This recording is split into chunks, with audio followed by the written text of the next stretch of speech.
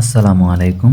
আজকে আপনাদেরকে দেখাবো ঘি বানানোর এমন এক পদ্ধতি যেটা আমাদের এই ভারতীয় উপমহাদেশে প্রায় ৩,৫০০ বছর পূর্বে ছিল, কিন্তু আজকে আমাদের এই বাংলাদেশে সেই পদ্ধতি প্রায় বিলুপ্ত। প্রয়োজনহার আমরা উদ্যোগ নিয়েছি সেই প্রাচীন ঘি বানানোর পদ্ধতিকে আবার ফিরিয়ে নিয়ে আসার জন্য।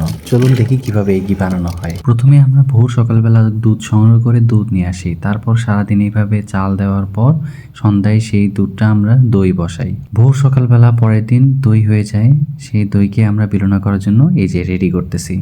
মেশিনটা দিলাম ভিতরে, দিয়ে এখন বিলোনা চলবে। এইভাবে প্রায় আমরা 20 থেকে 30 মিনিট বিলোনা করি।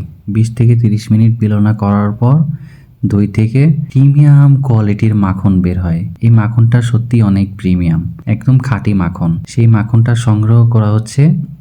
এই মাখন সংগ্রহ করার পর আমরা সেটাকে আবার জাল দিব। জাল দেওয়ার মাধ্যমে সেই মাখন থেকে ঘি বের করি। এই তো আমরা মাটির হাঁড়িতে মাখনগুলো দিয়ে দিচ্ছি। মাটির হাঁড়িতে মাখনগুলো কালেক্ট করার পর সেটা অনেক দীর্ঘ সময় হালকা স্লো হিটে ঘি বানানো হয়।